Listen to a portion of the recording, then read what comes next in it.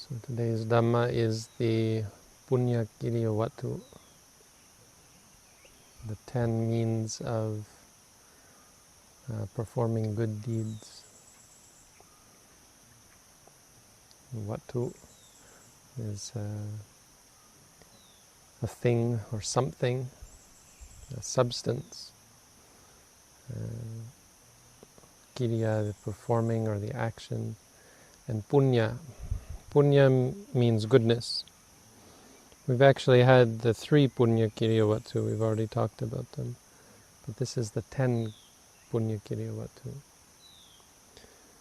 So punya, just to recap, means goodness and is technically synonymous with the word kusala. So something is punya if it's kusala. Kusala also means good, but more literally means something like being good at something. Whereas punya is closer to the idea of goodness. That which is good, that which is pure. Literally means something like that which purifies the mind. Sandhanang puneti visodeti punyang. That's according to the commentary. It's that which purifies one's being, cleanses, purifies. This is punya.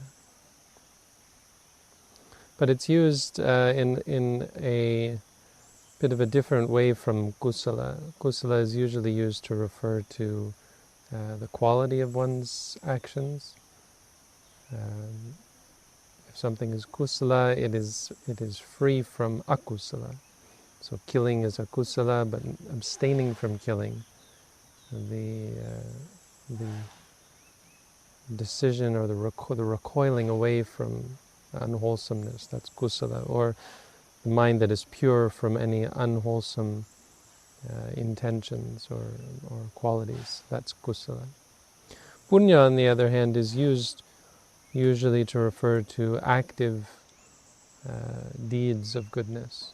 So this is the vattu part. Vattu is something of substance, something that you actually do, not just the quality of mind, though technically that's what's important, obviously. That's what makes it pure. That's what makes it good, is the quality of the mind. But these are the means by which we cultivate this purity. And so this is a really good list for practical purposes, something that in daily life, in worldly life, and as a Buddhist meditator in a meditation center, that we should always keep in mind as those things that we perform in order to help us to purify our minds. So the first 3 are the same as the 3 Puññakiriyavatthu, dana, sila, bhavana. And these 3 Pali words should be well known, should be known and should be remembered by Buddhists. If you haven't heard these or if you haven't memorized these, this is a good motto or a good slogan to live by. Dana, sila, bhavana. Dana means charity. So the first means of performing goodness is giving. Giving gifts to others, giving charity to the poor, any kind of material gift or spiritual gift, any kind of giving. Of course, this is a good deed. This is the quintessential good deed, but it's good because of how it helps to purify the mind. It helps to free us from greed and stinginess. Helps to purify jealousy as well. And it's a great way to cultivate kindness, metta, friendliness, to cultivate this quality of wishing people well. Of course, when you give, and if you give for the right reasons, with the right quality of mind, it's a great way to cultivate friendliness. It's a great expression of a material or a substantial expression of friendliness, as opposed to just wishing someone well. You actually prove it with your deeds. Deeds can be much more powerful than simple determination or asseveration when you actually put it into action. The same goes with like meditation. Meditation is an activity that we perform rather than just saying or trying to be mindful or saying that we will be mindful. The actual act of walking mindfully or sitting mindfully in the formal sense. So the same goes with giving or wishing well. Giving is a great expression, a great way to substantially express friendliness. So it's a purifying quality of mind, a purifying activity, an activity which cultivates purifying qualities of mind. Sila is the companion to dana. So sila means ethics. It's sort of the other side of charity. Charity is expressing goodness. Sila is expressing a desire for people to be free from suffering. So it helps us with compassion to avoid harming others. Sila means the dedication to abstaining from harm to others, killing, stealing, cheating, lying, any kind of harmful activity which is based on cruelty, and is mostly related to the cultivation of anger. So killing and stealing, these are all these can be related to greed, but are most directly related to our the ability to be cruel, or the lack of compassion, the lack of empathy for others, the willingness to harm others, and the cruel states of mind. So our cultivation of ethics is a core part of our expression of goodness, our cultivation of goodness. When we engage in ethical behavior, we abstain from harming even the smallest animal. We abstain from stealing, from taking what isn't given, from cheating, from telling even the slightest lie. All of these things are harmful to others, and they express a ignorance or a lack of compassion, a lack of consideration for others. So the cultivation and the development of ethics, even in those who are inclined to harm and inclined to manipulate and hurt others, is a great way to change and to cultivate purity, because it forces you to consider others when you act, even though you want to take what isn't, want to steal, want to take what isn't given. You'll refrain from it, reminding yourself that this is something that causes suffering for others, and is certainly a polluting activity, an activity that creates pollution in the mind and distorts and perverts one's own sense of right and wrong, and one's own understanding of reality. Ethics is the cornerstone, it's the beginning of the spiritual life, the straightening out of one's activities, one's actions and one's speech, as we've been over. This is much more related to kusala. So when the Buddha talked about kusala, he was mostly talking about abstaining from akusala, which is sila. And the third, of course, is bhavana. Bhavana means mental development, or as we know it, meditation. And cultivation of meditation is the cultivation, direct cultivation of pure and clear states of mind through the practice of tranquility, of calming the mind, and cultivating a focus and a stillness in the mind. And vipassana, the cultivation of clarity, of seeing things as they are, of removing the distortion and the veil of ignorance and the veil of delusion, the darkness that clouds our minds and gives us a distorted perception of reality. Obviously, this is the most direct way to cultivate punya, cultivate purity of mind. You're not relying on roundabout means that include the actions that we perform to others. You're directly approaching and confronting the qualities of mind that are problematic. So as you pay attention to the mind and the workings of the mind, you start to see the greed and the anger and the delusion. You see the things that we're greedy about, the things that we're angry about, the things that we're deluded about, and through paying attention, through simply paying attention and giving dedication to the investigation into the nature of things. It's very simple, you know. There's not a lot of complexity to the cultivation of either tranquility or seeing clearly. And yet when you just pay attention, you obviously begin to see things more clearly. You get a better picture of how the mind works. If you have a good technique that allows you to pay attention to how the mind works, obviously you're going to see more clearly how the mind works. And this seeing clearly or even the tranquility is that which changes the mind. You don't have to control or force the mind to be good, to be ethical, to be pure.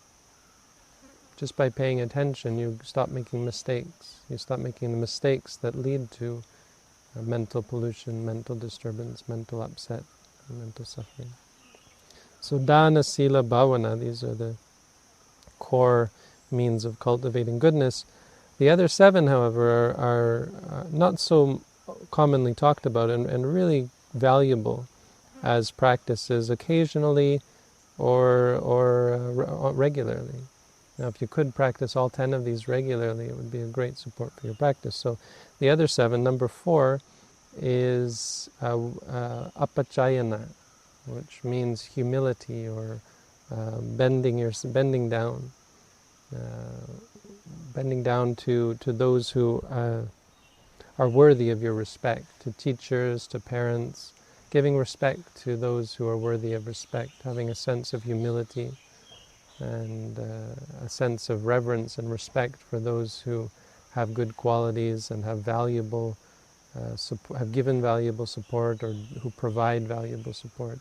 Appreciation for others. This is a very valuable quality of mind and something that is commonly found lacking in modern society, or I guess in any society where young people or newcomers to any sphere often feel a sense of entitlement, a sense of equality, this sense of all humans being equal, or everyone is born equal, or that sort of thing. And that's a perfectly valid. I mean, it's a perfectly valid way of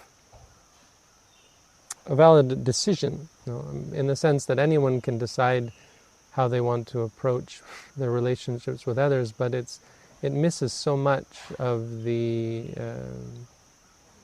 truth of the situation. So it's not actually it can't ever be said to be the right way to look at things, because there are those who are kind and supportive to us, who have given us support and who provide us with support, and those who have valuable qualities that we lack. And so there is a lack of equality, and those who have those qualities, those who we consider to be our teachers, even our parents, our elders, the ignorance and the lack of appreciation for those qualities, it's wrong, and it's a cultivation of unwholesome mind states. So a person who has this sort of arrogance and conceit, believing themselves to be equal to those who are there in reality and objectively not equal to, obviously that's a great unwholesome state of mind. It's a distortion, it's a perversion. I mean, it disrupts the mind. Arrogance and conceit are not positive qualities. They don't bring peace of mind. They don't bring happiness. They certainly don't bring harmony, and they certainly don't encourage our elders, our seniors, those who are wiser and those who have valuable wisdom to impart. It doesn't incline them to a keen sense of desire to support us and to provide us and to give us what they have. Humility is an important quality in someone who wants to learn, a student.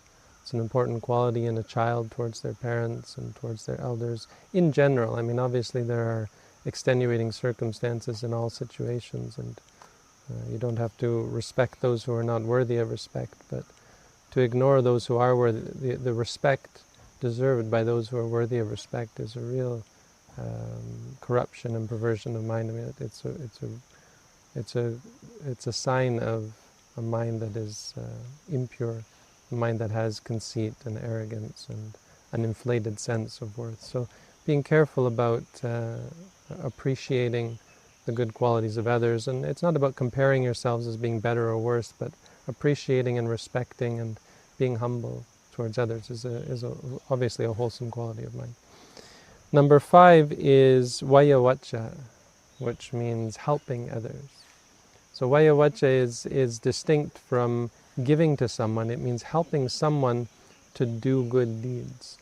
So when you give, when you do volunteer work, at any charity or that sort of thing. You're not giving materially, you're giving your time. Volunteering at a monastery or a meditation center, helping other people to meditate is of course one of the best ways of this form of goodness. Obviously this is something which brings one closer to the good causes that one is supporting, helping other people to come to meditate, helping out at a meditation center to support the running of the meditation center, those who work in a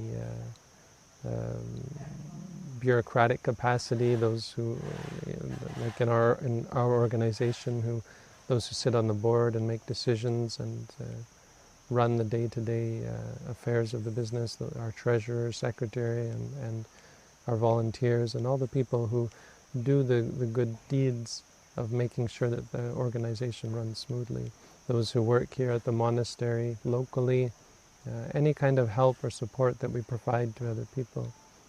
Obviously, as a meditator, we're mostly concerned with our own practice, but still, in all cases, in all instances of our life, we can think of ways by which we can help those around us.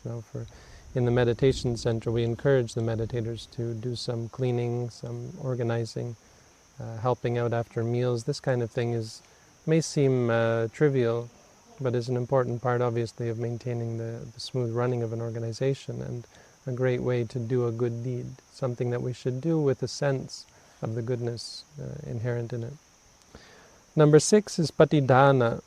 Patidana means giving a portion, giving a portion of the goodness that we perform. So every time we perform goodness, to dedicate it to others, the dedication of our good deeds to others. And it might seem that when you dedicate your goodness to others that you're giving it away and you're losing something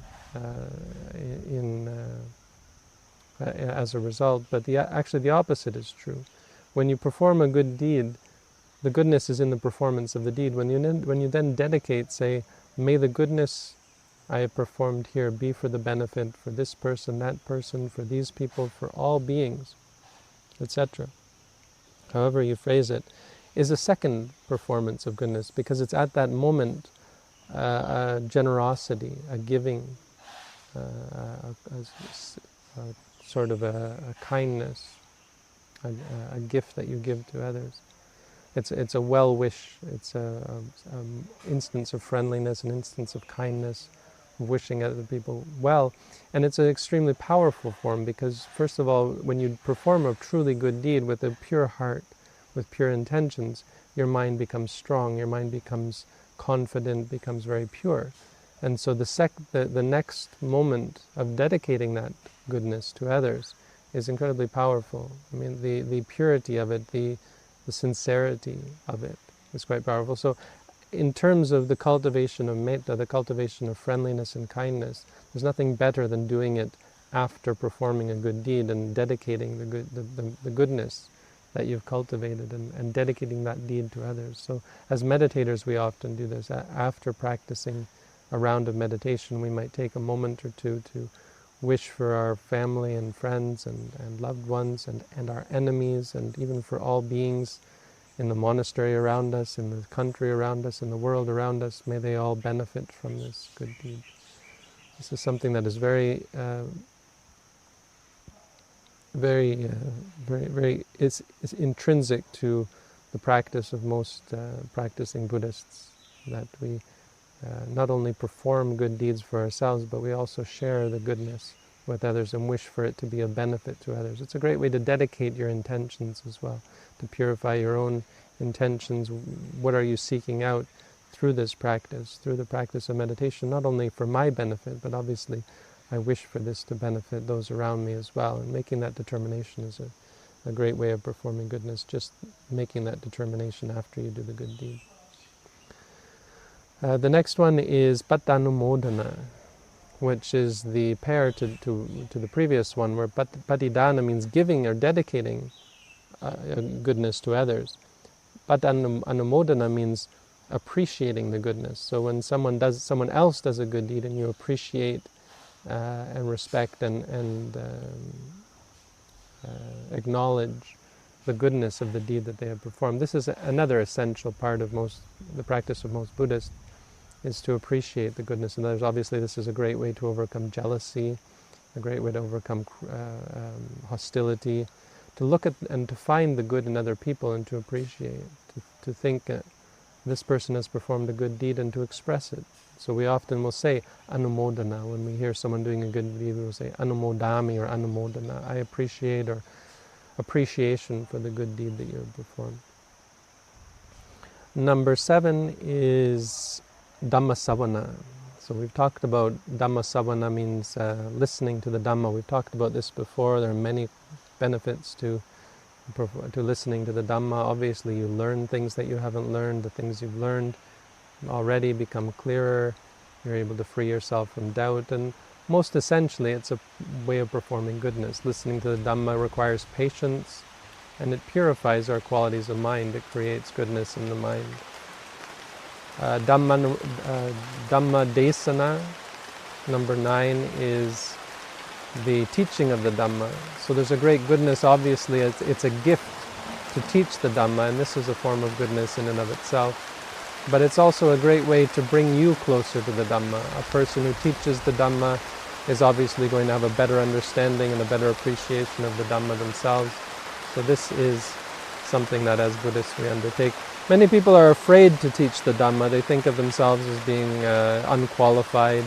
But any performance of sharing the Dhamma with others, any moment of expressing the Dhamma that you have learned, even in abbreviated form, this is what I have learned, this is what the Buddha taught, is such a valuable and priceless gift that you can give to others. It's a great way to support your own practice. Obviously, it brings you closer to the Dhamma, reminds you of the Dhamma, and keeps you inclined towards the practice of the Dhamma as well. Every time you teach the Dhamma, you're also expressing it for yourself to hear.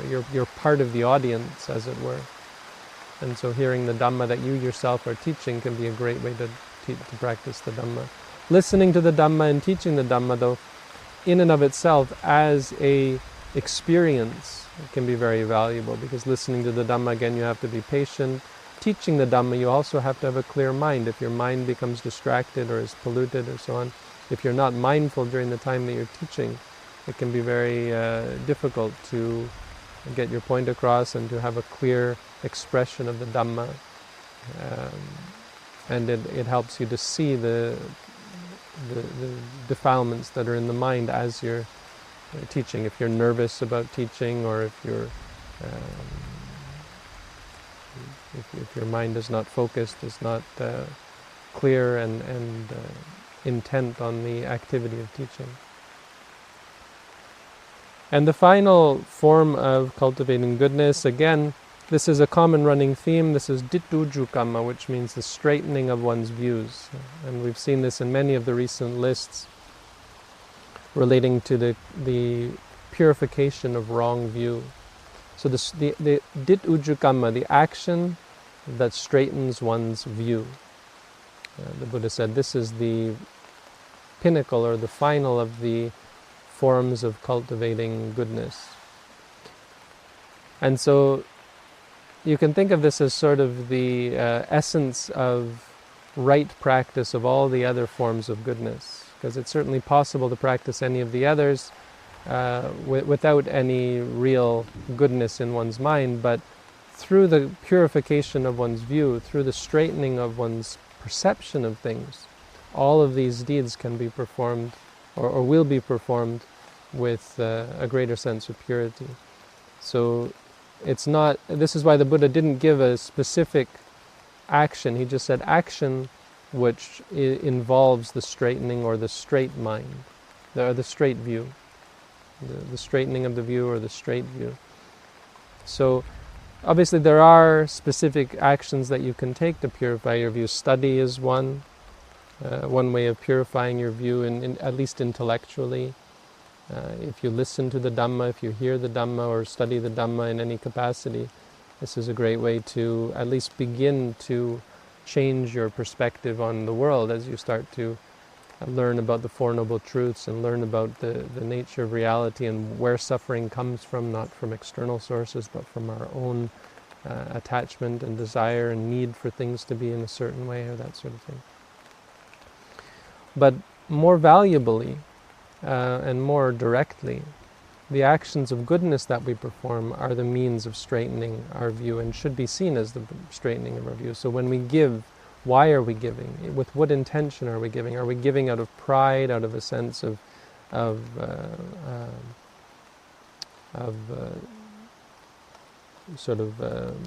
conceit, feeling like I am a good person, or look at me giving these good, doing such a good deed to give charity to others, and so on. It's obviously a gift can be given with a polluted mind, and so essential to any performance of charity is doing it for the right reason, having a sense of why you're doing it. So I am giving as a gift and for the benefit of others, and also for the benefit of myself, for the purification of my own mind. This is the straightening of one's view in regards to giving, in regards to ethics, in regards to bhavana, in regards to helping others, in regards to humility, helping others. Why are we giving gifts? When we express appreciation for others, expressing it as with a pure sense of this is a good deed, well, that's an expression of right view. When we acknowledge the goodness of that which is good. Listening to the Dhamma, not listening with the wrong intention, listening to find criticism, or listening as a performance, listening with a sincere desire to take the teachings and put them into practice. These kinds of things. So Tituju Kamma is really the essence, again, of the Buddha's teaching, as we've talked about before. This is what it means to be a Buddhist, is to straighten your view and to change your perspective, to come closer to an understanding of the true nature of reality. So these are the Puññakiriyavatthu, 10 ways of performing goodness. Not, I guess, an exhaustive list, but practically speaking, pretty exhaustive. I mean, it catches all of the various ways in which we cultivate goodness as Buddhists, and it's a great practical list for us to keep in mind and to put into practice. And it can be seen as a way of describing our life, our way of life as Buddhist practitioners. So that's the Dhamma for today. Thank you for listening.